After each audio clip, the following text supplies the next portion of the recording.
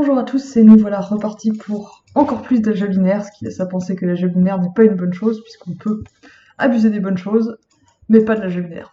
Et du coup, on est reparti avec l'exercice 72, qui est qui est tout petit, et qui porte sur un espace vectoriel de dimension 3, donc encore une fois, c'est là qu'on va pouvoir observer encore une fois la puissance de l'algèbre binaire, puisqu'on se donne simplement un espace vectoriel de dimension 3 dont on ne sait pas qui c'est, ça pourrait être des polynômes, ça pourrait être des suites, ça pourrait être des fonctions particulières,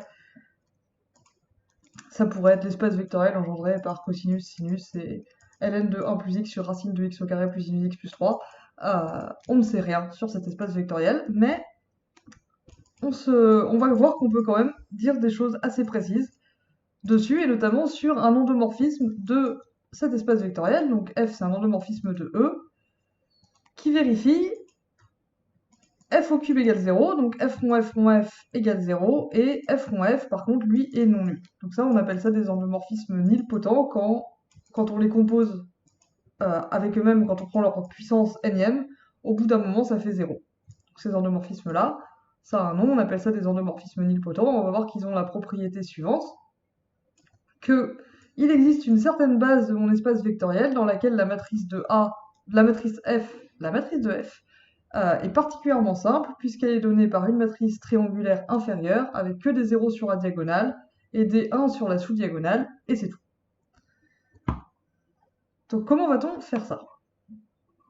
Cet exercice a en fait un rapport avec un exercice précédent, l'exercice 62, où on étudiait dans un cadre plus général des endomorphismes nilpotents, mais vous n'avez pas besoin de savoir ça pour le moment, même si ça peut être intéressant de faire le pont entre les deux. Donc, j'ai réécrit ici les données de l'énoncé. On a un espace vectoriel quelconque, tout ce qu'on sait c'est qu'il est sur R et de dimension 3, et un endomorphisme, tel que f au cube ça fait 0, mais f au carré ça fait pas 0. Et on cherche une base dans laquelle la matrice de f est toute simple comme ça. Et on n'a pas des masses d'informations, donc l'avantage c'est qu'on n'a pas 36 000 directions à explorer. Il faut qu'on construise une base, donc il nous faut des vecteurs de E, sachant qu'on ne sait pas qui c'est E. Qu'est-ce qu'on va pouvoir dire sur des vecteurs de E particuliers? Puis on a l'impression qu'il devrait avoir un rapport avec l'application F quand même, parce qu'on ne tombe pas comme ça sur une belle matrice si on choisit des vecteurs qui n'ont rien à voir avec F. Ce qu'on peut voir, c'est qu'on peut commencer par utiliser cette information-là, le fait que f au carré ne soit pas nul. Puisque f au carré n'est pas nul, ça veut dire qu'il existe au moins un vecteur de E, tel que f au carré de x est non nul.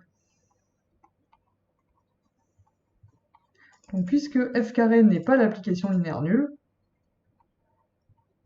il existe un vecteur x dans E, tel que f au carré de x, donc f rond f de x, ce soit pas le vecteur nul de E. La contraposée de ça, c'est pour tout x dans E, f2 de x égale 0, et ça nous dirait que f2 est nul, ce qui n'est pas le cas par hypothèse. Remarquons de plus que x est forcément non nul, puisque f est une application linéaire, donc f rond f aussi. Donc f rond f de 0, si x était nul, ça ferait forcément 0. Donc x est non nul.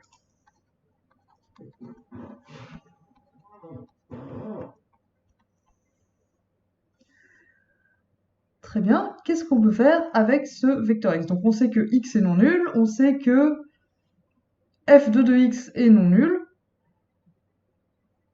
c'est-à-dire f de x est non nul, donc f de x il est non nul aussi. Donc ça nous donne éventuellement l'idée de regarder la famille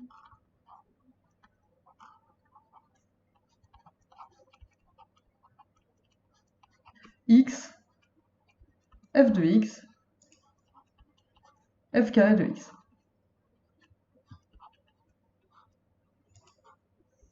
Donc x il est non nul, f carré de x on a dit que c'était non nul, et f de x ne peut pas être nul parce que sinon f de x ça ferait 0, or f de x c'est justement f carré de x, et ça on a dit que ça faisait pas 0. Donc aucun de ces vecteurs n'est nul. Ce qui est bon signe parce que sinon ce serait foutu pour que ce soit une base. Ok, je vais appeler cette famille B. On va montrer que c'est une base de E.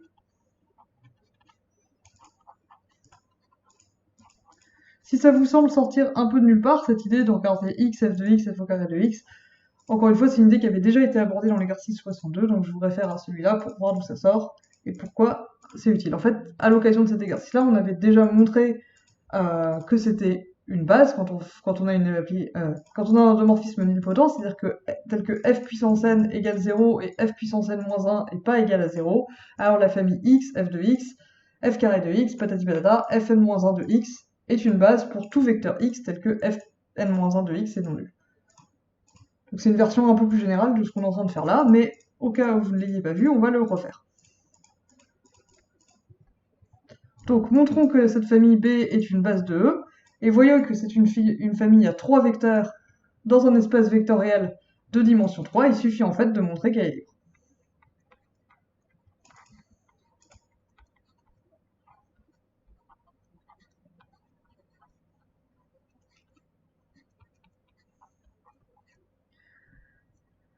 Et ça c'est tant mieux parce que s'il fallait montrer qu'elle est génératrice, il faudrait qu'on montre que tout vecteur de E s'écrit comme combinaison linéaire de ces trois-là, sachant qu'on ne sait pas du tout qui sont les vecteurs de E. Donc tant mieux, on a ce théorème qui nous permet juste de montrer que la famille B est libre, et ça nous dira automatiquement que c'est une base. Donc on va prendre trois scalaires, lambda 1, lambda 2, lambda 3, tels que lambda 1 x plus lambda 2 f de x plus lambda 3 f de 2x. Ça fasse le vecteur nul. Et il va s'agir de montrer que lambda 1 égale lambda 2 égale lambda 3 égale 0. Donc pour ça, qu'est-ce que je peux faire? Encore une fois, j'ai pas du tout d'informations sur E, je sais pas qui c'est x, à part que f2 de x est non nul, je sais pas non plus qui c'est f de x, et je sais par contre que dès que j'ai f3 de x, ça fait 0, parce que ça fait une hypothèse qu'on n'a pas encore utilisée. Qu'est-ce que je pourrais donc en faire de cette combinaison linéaire ici? Ben, je pourrais lui appliquer f et f au carré. Ça sert à rien de lui appliquer f au cube, ça fera juste f2, ça fera juste 0 égale 0. Donc on a lambda 1x plus lambda 2 f de x plus lambda 3 f de 2x, c'est le vecteur nul de E. Et si j'applique f à cette égalité, j'obtiens lambda 1 f de x plus lambda 2 f carré de x plus lambda 3 f cube de x égale f de vecteur nul, et comme f est linéaire, ça fait toujours le vecteur nul. Donc ici, en fait, j'ai utilisé la linéarité de f. J'ai appliqué f à toute cette égalité. Or, f de lambda 1x plus lambda 2 f de x plus lambda 3 f de 2x, ça fait lambda 1 f de x plus lambda 2 f de x plus lambda 3 f de f carré de x. Donc ça me donne bien ce que j'ai écrit en dessous ici. Et f3 de x, je sais que ça fait 0, donc je vais pouvoir m'en débarrasser. Donc ça, pouf, ça fait 0.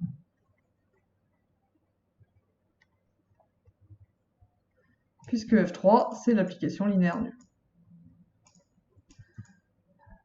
Et si j'applique encore une fois f à cette deuxième égalité, donc je vais avoir lambda f de lambda 1 f de x plus lambda 2 f de 2x, c'est-à-dire par linéarité, lambda 1 f de x, c'est-à-dire lambda 1 f de 2x, plus lambda 2 f au cube de x, et là je l'avais dit ça fait 0, égale f de 0, c'est-à-dire toujours 0, toujours parce que f est linéaire. Et à nouveau, je vois apparaître ici un f au cube de x qui donne 0. Donc qu'est-ce qui me reste au final? Il me reste lambda 1 f carré de x égale 0, lambda 1 f de x plus lambda 2 f carré de x égale 0, et lambda 1 x plus lambda 2 f de x plus lambda 3 f carré de x égale 0. Donc en fait, c'est un beau système échelonné, en quelque sorte. Lambda 1 f de 2x égale 0, je sais que f de 2x est différent de 0, donc si lambda 1 fois f de 2x égale 0, il n'y a pas le choix, il faut que lambda 1 soit nul.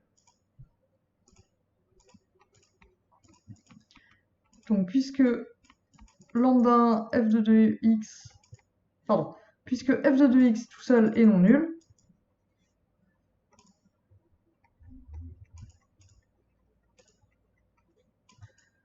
le fait que lambda 1 f de 2x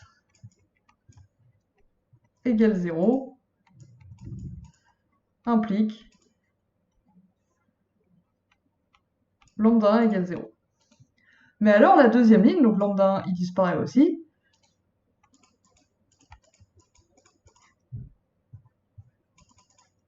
La deuxième ligne nous dit alors que lambda 2 f de 2x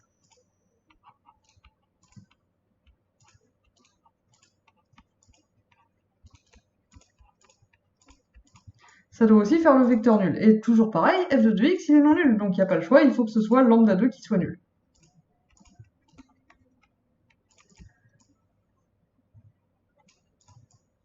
Donc lambda 2 f de 2x, ça fait 0. Et là-dessus aussi, puisque du coup lambda 2 fait 0. Et du coup, à la première ligne, il me reste plus que lambda 3 f au cube de x.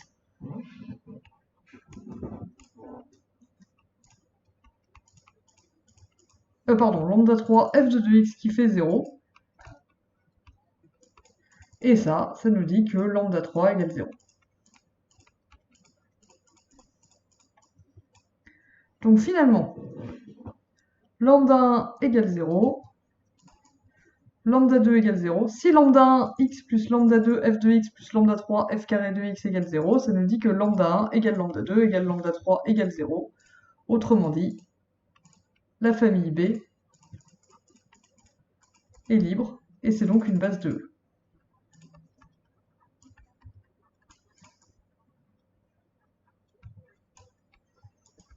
Et c'est la seule base de E qu'on connaisse pour le moment.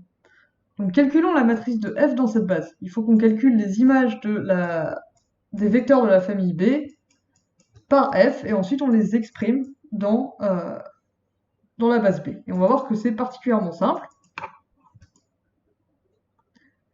Donc calculons,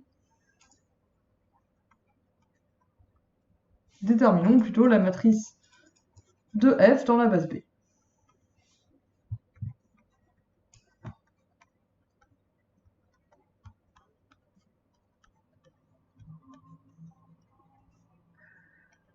L'image par f du premier vecteur de base, c'est f de x.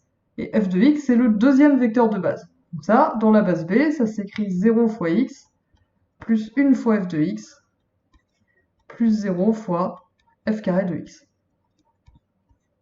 Donc la première colonne de la matrice de f dans la base B, ça va être 0, 1, 0. Et ça tombe bien parce que c'est aussi la première colonne de la matrice A qu'on doit obtenir. Voilà qui est fort bon signe. Calculons l'image du second vecteur de base, donc c'est f de x. F de x, du coup, c'est f carré de x, ce n'est autre que le troisième vecteur de base. Ça, on peut l'écrire dans la base B, 0 fois x plus 0 fois f de x plus 1 fois f de 2x.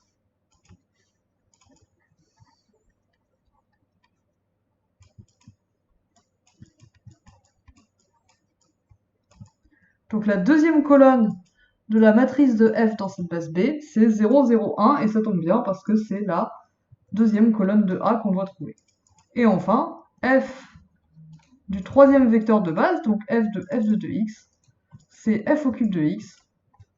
Mais f au cube, il n'y a pas à réfléchir, ça fait 0.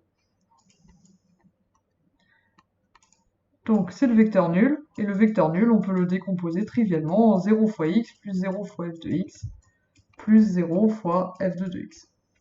Dans n'importe quelle base, le vecteur nul, il a des coordonnées nulles. Donc la matrice de f dans la base B, sa première colonne, on a dit, c'est 0, 1, 0. Sa deuxième colonne, c'est 0, 0, 1, c'est les coordonnées de f de x dans la base B. Et sa dernière colonne, c'est une colonne de 0. Et c'est bien la matrice A qu'on devait obtenir. Donc encore une fois, c'est un peu le thème des derniers exercices qu'on a fait.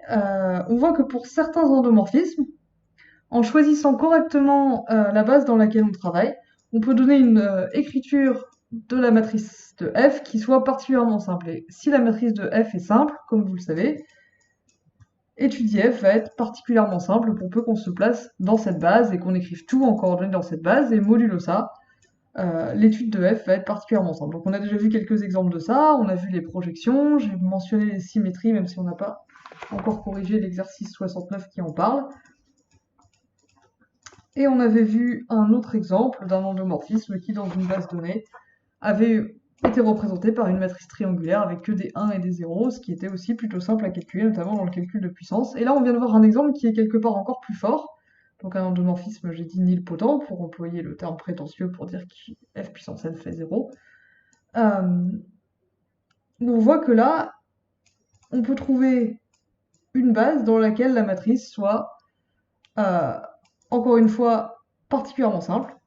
Et ce qui est encore plus fort, c'est que là, on ne sait même pas qui est l'espace vectoriel E dans lequel on travaille. On ne sait pas qui est F. Tout ce qu'on connaît, c'est la dimension de E et une propriété de F. Mais ça suffit pour exprimer sa matrice et en plus pour trouver une matrice simple. Et donc c'est tout ce que j'avais à raconter pour cet exercice.